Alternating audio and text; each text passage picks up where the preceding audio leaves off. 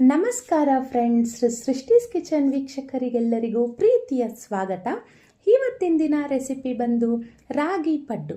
ದಿಢೀರನೆ ಅಂತ ಬೆಳಗಿನ ಉಪಹಾರಕ್ಕೆ ನೆನೆಸೋದು ಬೇಡ, ರುಬ್ಬೋದು ಬೇಡ, ಫಟಾಫಟ್ ಅಂತ ರೆಡಿ ಮಾಡೋ ಅಂಥ ತಿಂಡಿ ಇದು ಅಂತಲೇ ಹೇಳ್ಬೋದು.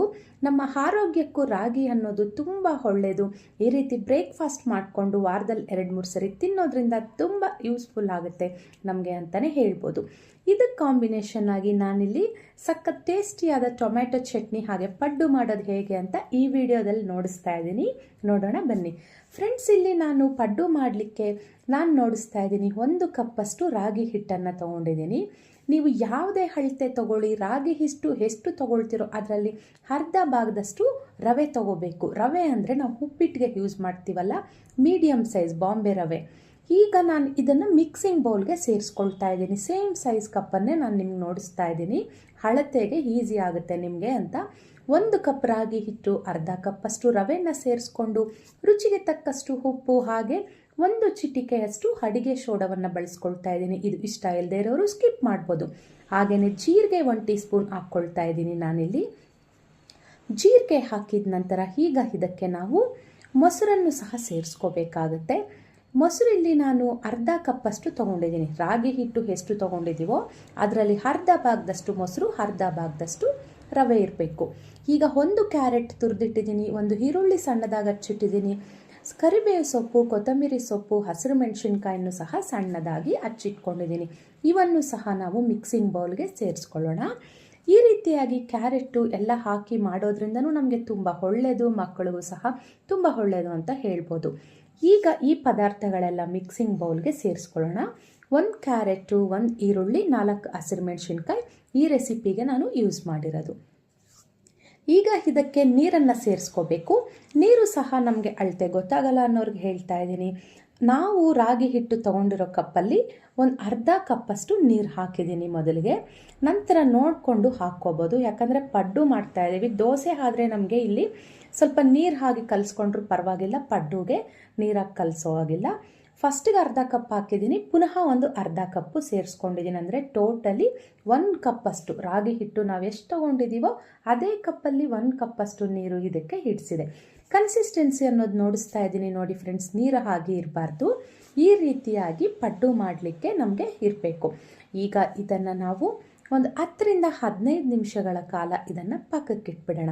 ಈಗ ಇದನ್ನು ಮುಚ್ಚಿಟ್ಟು ಪಕ್ಕಕ್ಕಿಟ್ಟು ಅಷ್ಟರಲ್ಲಿ ನಾನಿಲ್ಲಿ ಚಟ್ನಿನ ರೆಡಿ ಮಾಡ್ಕೊಳ್ತಾ ಇದ್ದೀನಿ. ಚಟ್ನಿಗೆ ಇಲ್ಲಿ ನಾನು 1 ಪ್ಯಾನ್ ಸ್ಟವ್ ಮೇಲೆ ಇಟ್ಟು ಸ್ವಲ್ಪ ಎಣ್ಣೆ ಸೇರಿಸ್ಕೊಂಡು 1 ಈರುಳ್ಳಿನ ಕಟ್ ಮಾಡಿರೋದು ಸೇರಿಸ್ಕೊಳ್ತಾ ಇದ್ದೀನಿ. ಹಾಗೆಯೇ ಇದಕ್ಕೆ ಒಣಮೆಣಸಿನ್ಕಾಯನ್ನು ಸಹ ಸೇರಿಸ್ಕೋಬೇಕು. 5-6 ಒಣಮೆಣಸಿನ್ಕಾಯಿ ಇದೆ, 3 ಬ್ಯಾಡ್ಗೆ ಮೆಣಸಿನ್ಕಾಯಿ ಇದೆ. ಇಲ್ಲಿ ನಮಗೆ ಚಟ್ನಿ ಕಲ್ಲರಿಗೋಸ್ಕರ ಬ್ಯಾಡ್ಗೆ ಮೆಣಸಿನ್ಕಾಯಿ. ಹಾಗೆ 5-6 ಎಸಳಷ್ಟು ಬೆಳ್ಳುಳ್ಳಿನ ಯೂಸ್ ಮಾಡ್ಕೊಂಡಿದ್ದೀನಿ. ಈ ಒಣಮೆಣಸಿನ್ಕಾಯಿ ಅನ್ನೋದು ನೀವು ತಗೊಳ್ಳೋ ಮೆಣಸಿನ್ಕಾಯಿ ಖಾರ ಇದೆಯಾ ಕಡಿಮೆ ಇದೆಯಾ ಅದನ್ನು ನೋಡಿಕೊಂಡು ನೀವು ಹಾಕ್ಕೊಳ್ಳಿ. ಇದು ಮೀಡಿಯಮ್ ಆಗಿದೆ ಖಾರ. ಈಗ ಇದೆಲ್ಲ ಸ್ವಲ್ಪ ಫ್ರೈ ಆದಮೇಲೆ ಚೆನ್ನಾಗಿ ಕಲರ್ ಇರೋವಂಥ ಟೊಮ್ಯಾಟೊ, ಚೆನ್ನಾಗಿ ಹಣ್ಣಾಗಿರೋವಂಥ ಟೊಮ್ಯಾಟೊ 4 ತೊಗೊಂಡಿದ್ದೀನಿ. ಟೊಮ್ಯಾಟೊ ಹಾಕಿದ ತಕ್ಷಣ ಸ್ವಲ್ಪ ರುಚಿಗೆ ತಕ್ಕಷ್ಟು ಉಪ್ಪನ್ನು ಸಹ ಸೇರಿಸ್ಕೊಂಡು ಎಲ್ಲ ಚೆನ್ನಾಗಿ ಮಿಕ್ಸ್ ಮಾಡ್ಕೊಳ್ತಾ ಇದ್ದೀನಿ. ಈಗ ಇದನ್ನು ಲಿಡ್ ಕ್ಲೋಸ್ ಮಾಡಿ 7-8 ನಿಮಿಷ ಎಲ್ಲ ಟೊಮೆಟೊ ಎಲ್ಲ ಸ್ವಲ್ಪ ಸಾಫ್ಟ್ ಆಗಲಿಕ್ಕೆ ಬಿಡೋಣ. ಈಗ 8 ನಿಮಿಷ ಆಗಿದೆ. ಈಗ ಓಪನ್ ಮಾಡ್ತಾ ಇದ್ದೀನಿ ನೋಡಿ, ಎಲ್ಲ ಚೆನ್ನಾಗಿ ಸಾಫ್ಟಾಗಿ ಇಲ್ಲಿ ಬೆಂದಿದೆ. ಈಗ ಸ್ಟವ್ ಆಫ್ ಮಾಡಿಕೊಂಡು ಸ್ವಲ್ಪ ಇದನ್ನು ಆರಲಿಕ್ಕೆ ಬಿಡಿ. ಇದೆಲ್ಲ ಸ್ವಲ್ಪ ಆರಿದ ಮೇಲೆ ಮಿಕ್ಸಿ ಜಾರ್ಗೆ ಸೇರಿಸ್ಕೊಂಡು ಚಟ್ನಿ ಮಾಡ್ಕೊಳ್ಳೋಣ, ಗ್ರೈಂಡ್ ಮಾಡ್ಕೊಳ್ಳಿ. ಇದಕ್ಕೆ ಯಾವುದೇ ಕರಿಬೇವು ಕೊತ್ತಂಬರಿ ಸೊಪ್ಪು ಬಳಸ್ತಿಲ್ಲ, ನಮಗೆ ಇಲ್ಲಿ ರೆಡ್ ಕಲರ್ ಆಗಿ ಚಟ್ನಿ ಬರಬೇಕು, ಹಾಗಾಗಿ ಏನು ಇದಕ್ಕೆ ಹಾಕ್ಕೋಬೇಡಿ. ಈಗ ನಾವು ಗ್ರೈಂಡ್ ಮಾಡ್ಕೊಂಡಿರೋವಂಥ ಚಟ್ನಿನ ಈ ರೀತಿ 1 ಬೌಲಿಗೆ ಸೇರಿಸ್ಕೊಂಡು ಇದಕ್ಕೆ ಸಿಂಪಲ್ಲಾಗಿ 1 ಒಗ್ಗರಣೆಯನ್ನು ಕೊಟ್ಟರೆ ಆಯಿತು. ಸಾಸಿವೆ, ಕರಿಬೇವು, ಸ್ವಲ್ಪ ಜೀರಿಗೆ, ಹಾಗೆಯೇ 1 ಒಣಮೆಣಸಿನ್ಕಾಯಿ ಕಟ್ ಮಾಡಿ ಹಾಕಿ ಅದನ್ನು ಒಗ್ಗರಣೆ ಕೊಡಿ. ಈಗ ಪಡ್ಡು ಮಾಡ್ಕೊಳ್ಳೋಣ. ಚಟ್ನಿ ರೆಡಿ ಆಯಿತು. ಇಲ್ಲಿ ಹಿಟ್ಟು ಸಹ 15 ನಿಮಿಷ ಚೆನ್ನಾಗಿ ನೆಂದಿದೆ. ಈಗ ಪಡ್ಡು ಮಾಡಲಿಕ್ಕೆ ಮೊದಲಿಗೆ ಈ ರೀತಿ ಎಣ್ಣೆ ಸೇರಿಸ್ಕೊಂಡು ಎಲ್ಲ ಚೆನ್ನಾಗಿ ಈ ರೀತಿಯಾಗಿ ಸ್ಪ್ರೆಡ್ ಮಾಡ್ಕೊಳ್ಳಿ. ಈಗ ಚೆನ್ನಾಗಿ ಕಾದಿರಬೇಕು ಪಡ್ಡು ತವ. ನಾವು ಪಡ್ಡು ಹಾಕುವ ಮೊದಲೇ ನೋಡಿ ನಾನು ಈ ರೀತಿ ಮಿಕ್ಸ್ ಮಾಡಿದೆ ಅಲ್ಲ, ಆ ರೀತಿ ಚೆನ್ನಾಗಿ ಒಂದ್ಸರಿ ಕಲಿಸ್ಕೊಂಡು ಪಡ್ಡನ್ನ ಸೇರಿಸ್ಕೊಳ್ಳಿ.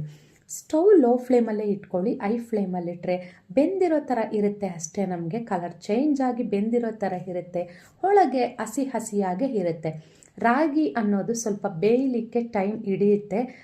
ಹಸಿ ಮಾಡಿಕೊಂಡಾಗ ನಮಗೆ ರಾಗಿ ಹಿಟ್ಟಿನ ಸ್ಮೆಲ್ ಬರ್ತಿರುತ್ತೆ. ಹಾಗಾಗಿ ಸ್ವಲ್ಪ ಪೇಷನ್ಸಿಂದನೇ ರಾಗಿ ಪಡ್ಡು ಆಗಲಿ ರಾಗಿ ದೋಸೆ ಆಗಲಿ ಸ್ವಲ್ಪ ಸಮಯ ಹೆಚ್ಚಾಗಿ ಬೇಕಾಗುತ್ತೆ. ಈಗ ಒಂದು 10 ನಿಮಿಷ ಆಗಿದೆ. ಲೋ ಫ್ಲೇಮಲ್ಲಿಟ್ಟು ನಾನು ನಿಮಗೆ ಅದು ಓಪನ್ ಮಾಡಿ ನೋಡಿಸ್ತಾ ಇದ್ದೀನಿ ನೋಡಿ. ಈಗ ಮೇಲೆ ಸ್ವಲ್ಪ ಎಣ್ಣೆಯನ್ನು ಸೇರಿಸ್ಕೊಂಡು ಇನ್ನೂ ಸ್ವಲ್ಪ ಹಸಿ ಆಗೇ ಇದೆಯಲ್ಲ, ಈಗ ಮತ್ತೆ ನಾವು ಇನ್ನೊಂದು 2 ನಿಮಿಷ ಬೇಯಿಸ್ಕೊಳ್ಳೋಣ. ಈಗ ನೋಡಿ ಫ್ರೆಂಡ್ಸ್, ಈ ರೀತಿಯಾಗಿ ಕಲರೆಲ್ಲ ಚೇಂಜ್ ಆಗಿರಬೇಕು. ಎಲ್ಲೂ ನಮಗೆ ಹಸಿ ಅನ್ನೋದು ಕಾಣಿಸ್ಬಾರ್ದು. ಈಗ ಇದನ್ನು ಇನ್ನೊಂದು ಕಡೆಗೆ ನಾವು ತಿರುವಾಕೊಳ್ಳೋಣ. ನೋಡಿ, ಒಂದು ಚೂರು ಅಂಟ್ಕೊಳ್ದಿರ ಪಡ್ಡು ಅನ್ನೋದು ಎಷ್ಟು ಚೆನ್ನಾಗಿ ಬಂದಿದೆ ಅಂತ. ಎಲ್ಲೇ ಆಗಲಿ ಅಂಟ್ಕೊಳ್ಳೋದಿಲ್ಲ. ಅದಕ್ಕೆ ಹೇಳ್ತಿದ್ದೀನಿ, ಲೋ ಫ್ಲೇಮಲ್ಲಿ ಇಟ್ಕೊಂಡು 10 ರಿಂದ 12 ನಿಮಿಷ ಒಂದು ಕಡೆಗೆ ಬೇಯಿಸ್ಕೊಂಡು ಪುನಃ ಇದನ್ನು ಈ ರೀತಿಯಾಗಿ ತಿರುವಾಕಿ ಮೇಲೆ ಸಹ ಇನ್ನೊಂದು ಸ್ವಲ್ಪ ಎಣ್ಣೆಯನ್ನು ಸೇರಿಸ್ಕೊಂಡು ಪುನಃ ಇದನ್ನು ನಾವು ಒಂದು 2 ರಿಂದ 3 ನಿಮಿಷ ಬೇಯಲಿಕ್ಕೆ ಬಿಡೋಣ. ಸ್ಟವ್ ಮೀಡಿಯಮ್ ಫ್ಲೇಮಲ್ಲಿ ಇಟ್ಕೊಂಡ್ರೆ ಒಂದು 6 ರಿಂದ 7 ನಿಮಿಷ ಸಾಕು. ಲೋ ಫ್ಲೇಮ್ ಅಲ್ಲೇ ಮಾಡಿ ಚೆನ್ನಾಗಿರುತ್ತೆ. ಈಗ ನೋಡಿ, ಎರಡೂ ಕಡೆನೂ ಚೆನ್ನಾಗಿ ಬೆಂದಿದೆ. ಇಲ್ಲಿ ಗೊತ್ತಾಗುತ್ತೆ. ಈಗ ರಾಗಿ ಹಿಟ್ಟಿನ ಹಸಿ ವಾಸನೆ ಎಲ್ಲ ಇರೋದಿಲ್ಲ. ಮೀಡಿಯಮ್ ಫ್ಲೇಮಲ್ಲೂ ಮಾಡ್ಬೋದು, ಲೋ ಫ್ಲೇಮಲ್ಲೂ ಮಾಡ್ಬೋದು. ಹೈ ಫ್ಲೇಮಲ್ಲಿ ಮಾತ್ರ ರಾಗಿ ಪಡ್ಡನ್ನು ಮಾಡಲಿಕ್ಕೆ ಹೋಗಬೇಡಿ. ಈಗ ಪಡ್ಡು ಅನ್ನೋದು ನಮಗೆ ಇಲ್ಲಿ ರೆಡಿ ಆಯಿತು. ನಾನಿಲ್ಲಿ ಪ್ಲೇಟ್ಗೆ ತಗೊಳ್ತಾ ಇದ್ದೀನಿ. ಹಾಗೆಯೇ ಅದ್ರ ಹೊಟ್ಟಿಗೆ ಖಾರವಾದ ಟೊಮೆಟೊ ಚಟ್ನಿನ ಸಹ ಸರ್ವ್ ಮಾಡ್ತಾ ಇದ್ದೀನಿ. ನೋಡಿ ಎಷ್ಟು ಚೆನ್ನಾಗಿ ಪಡ್ಡು ಬಂದಿದೆ ಅಂತ. ಸಾಫ್ಟಾಗಿ ಮೇಲೆ ಗರಿಗರಿಯಾಗಿ ಒಳಗಡೆ ಸಾಫ್ಟಾಗಿ. ಈ ಚಟ್ನಿ ಕಾಂಬಿನೇಷನ್ ಅಂತೂ ಸೂಪರಾಗಿರುತ್ತೆ. ಈ ರೆಸಿಪಿ ನಿಮ್ಗಿಷ್ಟ ಆಯ್ತಂತ ನಾನು ಭಾವಿಸ್ತಿದ್ದೀನಿ ಫ್ರೆಂಡ್ಸ್. ನಿಮ್ಗಿಷ್ಟ ಆಗಿದ್ದಲ್ಲಿ ನನ್ನ ಚಾನಲ್ಗೆ ಒಂದು ಲೈಕ್ ಮಾಡಿ, ಶೇರ್ ಮಾಡಿ, ಸಬ್ಸ್ಕ್ರೈಬ್ ಮಾಡಿ.